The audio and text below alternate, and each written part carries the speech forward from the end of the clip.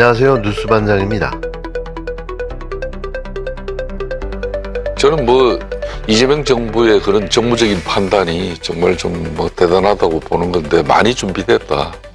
어떻게 윤석열 대통령이 임명한 윤석열 정부 강요들 가지고 국무회의가 성원돼 가지고 거기에 그동안 윤석열 정부가 실질적으로 망한 이유가 바로 이 김건희 여사 지켜주려고 김건희 특검법 거부하기 위해서 그 정부가 3년 그냥 허송세월 보냈다 해도 과언이 아닌데, 그걸 보십시오. 결국은 윤석열 대통령이 임명한 그 장관들 데리고 이재명 새로운 신임 대통령이 국회에서 본회의 가결한 이 특검 3법들 일사천리로 가결되잖아요. 어느 누가 저기다 반대를 하고 그런 거예요. 진작에 윤석열 전 대통령이 김건희 여사 특검법이나 해병대 최상병 특검법 이걸 왜 피해야 되는 겁니까? 또 의혹을 진상을 명명백백하게 밝혀가지고 그런 사고나 그런 재발이 안 되도록 국민들에게 그걸 확실한 대통령의 의지를 보여주면 되는 거지. 10일 이재명 대통령이 취임한 뒤 열린 두 번째 국무회의에서 이재명 정부 제1호 법안으로 윤건희 3대 특검법이 안건 상정돼 의결됐는데요. 하지만 이 과정에서 내란 정부의 일부 장관들의 반대가 있어 논란이 되고 있습니다. 이게 말이 되는 걸까요? 내란과 국고유용, 국민 희생에 대한 진실을 밝히자는데 윤석열 정부의 잔재들이 국무회의에서 벌인 작태는 그야말로 집단적 발작 수준이었는데요. 3대 특검법, 즉 내란 특검, 김건희 특검, 그리고 해병 순직 특검을 두고 여야는 물론 국민이 압도적으로 찬성하는 이 법안 앞에서 윤석열 내란 정부의 국무위원들이 한 목소리로 반대 의사를 쏟아냈습니다. 대통령이 바뀌었으면 행정부도 새 시대에 맞춰야 할 텐데요. 이재명 대통령 앞에서까지 윤석열을 지키겠다고 나선 장관들과 차관들, 과연 이들이 어느 나라의 국무위원들일까요? 검찰 출신 김서구 법무차관은 수사가 진행 중이라며 특검을 반대했고, 과기부 장관 유상임은 여야 합의가 필요하다고 우겨댔습니다. 국방부 차관 김선호는 내란 특검이 과하다고 했고, 국토부 장관 박상호는 반대편 반발을 걱정했는데요. 아직도 정신을 못 차리고 헤매고 있는 거죠. 정권은 바뀌었고 현재 대통령은 이재명입니다. 지금 이들이 걱정하는 건 국민이 아닌데요. 진실이 드러날까봐 벌벌 떠는 거죠. 이미 수사가 진행 중이니 특검이 불필요하다는 말은 그야말로 궤변인데요. 윤석열 정권의 검찰이 제19 감싸기 했던 그 수사, 특검이 없다면 아무것도 밝혀내지 못할 사건들입니다. 김건희의 도이치모터스 주가 조작, 건진법사 캄보디아, 히림건설 게이트, 그리고 해병대 최상병 순직 사건까지 그 모든 진실을 가로막아온 게 누구입니까? 지금 그 자리에 앉아있는 바로 그들입니다. 지금 이 시점에 필요한 건 특검이 아니라 전면적 진상규명이고, 그 수단으로서 특검이 반드시 필요한 건데요. 이재명 대통령이 이들의 집단 반발을 우려하는 사이 윤석열 정권의 장관들은 너무나도 뻔뻔하게도 자신의 책임을 회피하며 또다시 시간 끌기에 들어가려 했던 겁니다. 특히 전 정부의 거부권 행사까지 들먹이며 특검법 처리를 반대하겠다는 이주호 전 직무대행. 당신이 대행하는 자리는 윤석열의 유산을 지키라는 자리가 아닙니다. 이미 윤석열은 파면됐고 내란 피의자로 특검을 받을 당사자인데, 그를 감싸기 위해 국무회의를 난장으로 만든 그 모습, 국민은 모두 지켜보고 있습니다. 이제는 명확히 해야 합니다. 윤석열 내란 정부의 인사들이 언제까지 국정을 좌지우지하게 둘 건지 말이죠. 이들이 특검을 두려워하는 이유는 단 하나입니다. 자신들도 공범이기 때문인 거죠. 국방부 차관이 외환 유치죄 수사가 과하다고 했다고요? 아니, 누가 외환을 유치했습니까? 대통령이라는 자가 계엄과 쿠데타를 시도하고 외세의 국고를 털어다 바친 정황이 드러나고 있는데 그걸 과하다고 말합니까? 이미 전 정권의 국무위원들은 사건의 공범이거나 방조범일 뿐입니다. 윤석열은 파면됐는데요. 그와 함께 해야 할 사람들은 이제 하나같이 특검 수사 대상이 돼야 할 시간입니다. 아직도 윤석열의 유령에 붙들려 국정을 방해하는 관료들이 있다면 이참에 싸그리 정리해야 하는데요. 내란과 국정농단의 진실을 밝히는 길에 우려 따위는 사치입니다. 이제는 국민의 특검입니다. 이들의 발작은 그 진실이 얼마나 뜨겁고 가까운지를 증명할 뿐입니다. 그리고 이들은 정족수를 위한 임시장관들일 뿐, 그 이상도 그 이하도 아닌 거죠. 오바들 떨지 말기 바랍니다. 특검 얘기로 좀 넘어갔으면 좋겠는데요. 일단 공포도 됐고, 이제 그 특검 후보 추천 절차에 들어가는 거 아닙니까? 그것이 좀 준비가 돼 있습니까? 준비는 다 돼 있습니다. 특검 추천들을 다 받았고요. 아, 이미 받았습니까? 이미 이제 이렇게 되는 거군요. 대통령께서 이제 특검 추천 의뢰를 하면 네. 이제 우리가 원내에서 추천 대상자들을 추려서 조국 혁신당과 민주당이 해서 대통령 정부에게 다 이송을 하면 거기에서 3일 이내 임명을 해야 되기 때문에 그 절차적 과정을 보면은 총 11일 걸리거든요. 네. 이제 신속하게 한다고 하면 다음 주 초에 특검이 이제 임명이 될 가능성이 크고 그러면 새 특검 모두 지금 좀 후보군이 이미 다 추려진 상태다? 후보군은 다 이제 어느 정도 정리가 돼 있는데 몇 배수 정도로 지금 정리가 되어 있는 겁니까? 의외로 추천자가 많아요. 아, 그래요? 저는 좀 깜짝 놀란 게 네. 특검 후보들을 좀 꺼려한 분들이 많이 있을 것이다. 왜 그러냐면 변호사 개업을 3년 동안은 못 한다고 하더군요, 그게. 그렇죠. 네, 그렇기 때문에 특검이 됐을 경우에 뭐 경제적 이익이라고 하는 부분에 있어서는 상당히 이제 손실을 감내해야 되기 때문에 그렇게 보수를 많이 주는 것도 아니고. 보수를 주는 것도 아니고 여러 가지 어려움이 있기 때문에 그랬는데 추천이 많이 들어왔어요. 많이 들어왔습니다. 그래요? 어떻게 선택할지는 모르겠습니다. 그러니까 몇 배수로 줄이셨어요? 상당히 좀 많이 들어와 있어요. 그래요? 네. 근데 이제 그러면 그러니까 물론 이제 새 특검의 성격에 따라서 조금씩 다를 수도 있지만 이런 경력이나 이런 데 좀 특화된 분이 좋겠다 이런 원칙이 좀 있을 거 아닙니까? 그거는 이제 큰 틀에서 볼 땐 국가 권력에 의한 전행 사건들 아닙니까? 그렇죠. 이 사건에 대해서 국가관, 그러니까 내란 종식에 대한 부분이라든가 김건희 여사와 관련된 부분은 검찰이 오히려 나서서 김건희를 옹호해줬던 부분이 있기 때문에 네. 이 수사에 대한 의지라든가 그 부분 그리고 이제 최혜병은 국가 권력에 의해서 희생된 거 아니겠습니까? 이런 것들은 이제 제대로 수사하고 밝힐 수 있는 그런 분이 돼야 되는 거기 때문에 뭐 그런 분들이 워낙 많이 좀 추천이 된 것 같아요. 그래요? 네. 그러면 다음 주 초에 추천 작업이 완료가 될 수도 있다 이렇게 보시면 그렇게 봐야 되겠죠.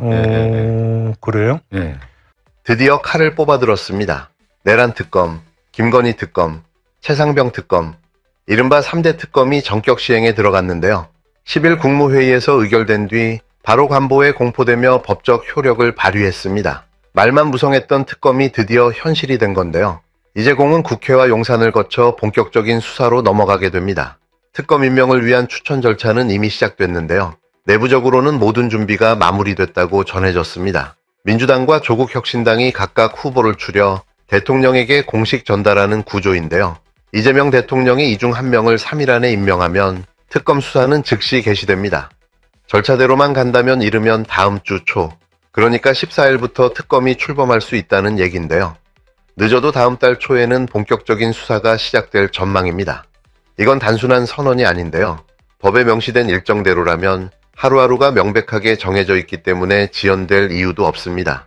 각 특검법을 보면 내란 특검과 김건희 특검은 최장 11일, 최상병 특검은 12일 안에 특검이 임명돼야 하는데요. 여기에 수사팀 구성과 사무실 마련 등 준비 기간까지 감안하면 최장 20일 안에 수사에 돌입할 수 있도록 설계돼 있습니다. 이전 특검들이 준비 기간을 거의 다 소진했던 전례를 볼 때 이번 특검 역시 다음 달 초부터는 본격적인 수사에 들어갈 걸로 보이는데요. 이미 특검 후보들도 어느 정도 윤곽이 나온 상황입니다. 특검 후보를 꺼릴 거란 예상과 달리 지원자가 의외로 많았다고 하는데요. 이유는 단순합니다. 이번 특검은 단순한 사건 수사가 아니기 때문이죠. 국가 권력이 저지른 폭주, 헌정을 유린한 내란, 대통령 부인의 국정농단, 국가에 의해 희생당한 병사에 대한 진실을 밝히는 정의의 전쟁인데요. 누구보다 신념과 소신이 강한 인물들이 이름을 올렸다는 후문입니다. 한 가지 변수는 있는데요. 특검으로 임명되면 3년간 변호사 개업 등 영리활동이 전면 금지된다는 점입니다. 이 때문에 박근혜 국정농단 수사를 맡았던 박영수 특검도 과도한 제약이라며 국회에 건의한 바 있었는데요. 아쉽지만 이번에도 마찬가지입니다. 특검 보수는 충분치 않고 향후 경제적 제약도 크지만 그럼에도 불구하고 지원자가 넘쳤다는 건 그만큼 이번 특검이 가진 역사적 무게와 국민적 요구가 절실하다는 뜻인데요. 단순한 명예나 이익을 넘어서 정의에 대한 사명감이 작용하고 있다는 해석입니다. 수사 인력 규모도 역대급인데요. 내란 특검은 특검 1명, 특검보 6명, 파견검사 60명, 특별수사관 100명 등 총 267명까지 투입이 가능합니다. 박근혜 특검 때보다 2배를 훌쩍 넘는 규모인데요. 김건희 특검은 205명, 최상병 특검은 105명까지 구성이 가능합니다. 말 그대로 전면전이 벌어지게 되는 거죠. 이번 특검의 핵심은 명확합니다. 윤석열이 12월 3일에 선포한 계엄령, 그 내막을 낱낱이 밝혀야 하는데요. 김건희 일가가 국정에 끼친 영향력, 그 부패 사슬을 파헤쳐야 합니다. 최상병 사건의 은폐와 인권 유린, 그 책임자들에게 응분의 죗값을 물어야 하는데요. 이 세 가지 진실은 각자 따로 떨어진 사건이 아니라 윤석열 체제의 공통된 병폐에서 비롯된 겁니다. 무너진 법치, 왜곡된 권력, 그리고 짓밟힌 인간 존엄. 이 모든 것을 바로잡는 기회가 바로 지금인 거죠. 윤석열 정권 내내 검찰은 수사를 막고 증거를 덮고 진실을 왜곡했는데요.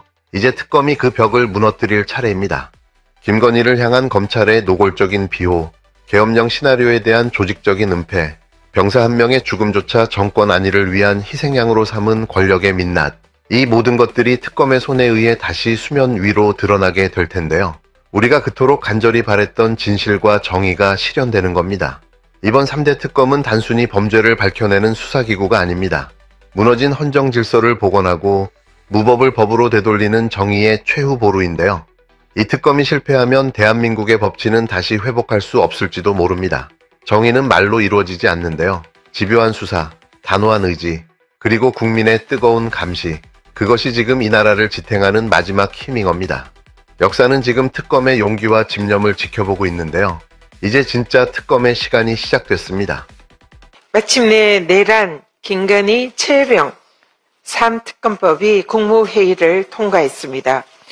윤석열 정권의 거부권 행사로 굳게 닫혀있던 국민적 의혹에 대한 진상규명의 문이 활짝 열린 것입니다. 3특검법 시행은 불의를 단죄하고 정의를 바로 세우는 첫걸음입니다. 특히 내란 심판은 국민께서 이재명 대통령을 선택한 주요 이유이기도 합니다. 국민의 총불위를 겨눈 내란, 권한 없는 자의 국정농단, 최혜병 순직 사건 수사 외압까지 모든 의혹의 진상을 낱낱이 밝혀야 합니다. 성역 없는 특검 수사로 내란 세력, 국정농단 세력, 수사 외압 세력 모두 법의 심판대에 세워 정의가 살아 숨쉬는 진짜 대한민국을 만들어야 합니다. 네, 오늘 저희가 좀 깊이 파고들 내용은요, 정치적으로 아주 큰 파장을 일으키고 있는 그 3대 특검법입니다. 국무회의 통과부터 그 이후 상황까지 좀 짚어보려고 합니다. 네, 안녕하세요. 이게 이재명 대통령 취임 직후에 정말 속도감 있게 처리됐잖아요. 내란 의혹, 또 김건희 여자 관련 의혹, 그리고 해병대원 순직 사건 수사 외압 의혹, 이 세 가지죠? 맞습니다. 이 법안들 통과 과정에 논란도 좀 있었고, 앞으로 특검이 어떻게 구성될지, 또 어떻게 움직일지, 그 핵심적인 내용들을 오늘 좀 같이 이야기 나눠보면 좋겠습니다. 네, 그래서 당신께서도 이 흐름을 좀 명확하게 파악하실 수 있도록 저희가 자료에 담긴 여러 관점들, 또 구체적인 전개 과정들 한번 따라가 보겠습니다. 네. 지난 6월 10일이었죠. 이재명 정부 들어서 이제 두 번째 국무회의였는데, 여기서 이 세 가지 특검 법안이 바로 안건으로 올라와서 의결됐습니다. 그리고 관보에 실리면서 즉시 법적 효력이 발생했고요. 아, 바로 효력 발생이군요. 네. 근데 이게 좀 흥미로운 게 이전 정부에서는 사실 대통령 거부권 때문에 막혔던 법안들이잖아요. 그렇죠. 번번이 막혔었죠. 네. 근데 새 정부 출범하자마자 이렇게 신속하게 처리된 걸 두고 저희가 본 자료들에서는 이걸 이 정부의 어떤 준비된 정무적 판단이다. 이렇게 해석하더라고요. 준비된 판단. 하지만 그 의결 과정이 아주 순탄하지만은 않았다고 들었습니다. 그 이전 정부에서 임명됐던 국무위원들 일부가 상당히 반발했다면서요? 아, 네, 맞아요. 반대가 꽤 거셌다고 합니다. 심지어 어떤 분석 자료에서는 이걸 집단적 발작 수준이었다. 이렇게까지 묘사하기도 했어요. 집단적 발작 수준이요. 어떤 이유로 그렇게 반대를 한 건가요? 그 이유들도 보면 좀 제각각인데요. 예를 들어 김서구 법무차관 같은 경우는 아니 이미 수사 진행 중인데 왜 특검이냐 이런 논리였고요. 아, 수사 중이다. 네.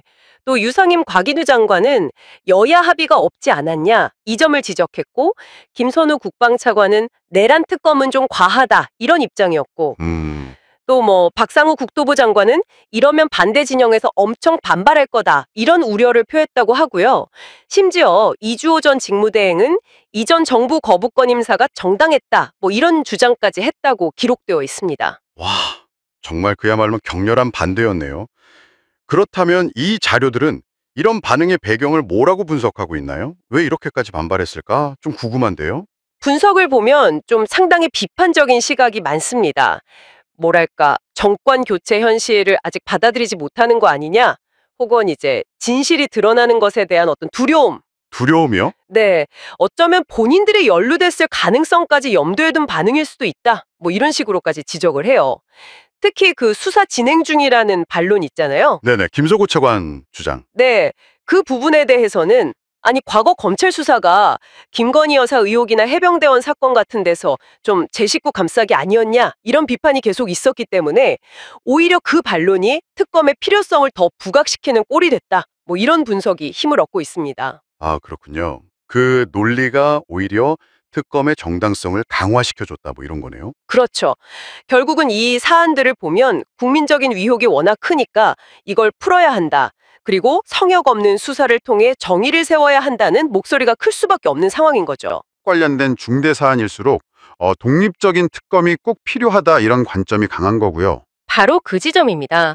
그래서 법안 통과 이후에 후속 절차도 상당히 빠르게 진행될 걸로 보여요. 아, 절차요? 네, 이미 민주당하고 조국혁신당이 특검 후보자 추천 절차에 들어갔고요.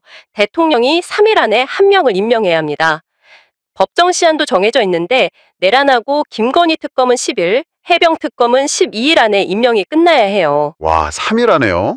정말 빠르면 그럼 다음 주 초에도 특검이 딱 정해질 수 있겠네요? 네, 그렇죠. 그리고 준비 기간이 보통 한 20일 정도 주어지거든요. 그걸 감안하면 뭐 늦어도 다음 달, 그러니까 7월 초에는 본격적인 수사가 시작될 수 있을 거다 이렇게 보고 있습니다. 정말 속도전이네요. 네. 근데 여기서 또 하나 좀 흥미로운 점이 있어요. 특검으로 임명되면 사실 변호사 개업을 3년 동안 못 하거든요. 이런 불이익이 있는데도 지원자가 예상보다 훨씬 많았다는 거예요. 아, 정말요? 왜 그랬을까요? 분석에 따르면 그만큼 이 사건들에 갖는 어떤 역사적인 무게감, 그리고 진실을 규명해야 한다는 사명감, 뭐 이런 것들이 크게 작용한 결과 아니겠느냐, 이렇게 풀이하고 있습니다. 하긴 정말 중대한 사건들이긴 하죠. 수사팀 규모도 역대급이 될 수 있다는 전망이 있던데요. 네, 맞습니다. 그 규모가 상당할 것으로 예상되는데요. 내란 특검 같은 경우는 최대 267명, 김건희 특검은 205명, 해병 특검은 105명까지 꾸려질 수 있다고 해요. 와, 267명, 205명? 네, 이게 과거의 박근혜 특검 때보다도 훨씬 큰 규모거든요. 이것만 봐도 이 사안들이 얼마나 중대한지를 좀 보여주는 대목이라고 할 수 있겠죠. 그렇군요. 근데 이 세 가지 특검, 겉으로 보면 좀 다른 사건들 같잖아요. 근데 이걸 뭔가 하나로 꿰뚫는 그런 연결고리가 있다고 보는 시각도 있습니까? 네, 그게 또 이 자료들이 제시하는 핵심적인 관점 중 하나입니다. 뭐냐면 이 세 사건이 그냥 별개의 이슈처럼 보일 수 있지만 그 뿌리를 파고 들어가면 이전 정부 시스템의 어떤 공통된 문제점에서 비롯된 거다 이렇게 분석을 해요. 공통된 문제점이라면 예를 들어 어떤 걸까요? 예를 들면 뭐 법치주의가 좀 약화됐다거나 권력을 남용했다거나 혹은 인권 문제가 경시됐다거나 이런 것들이죠.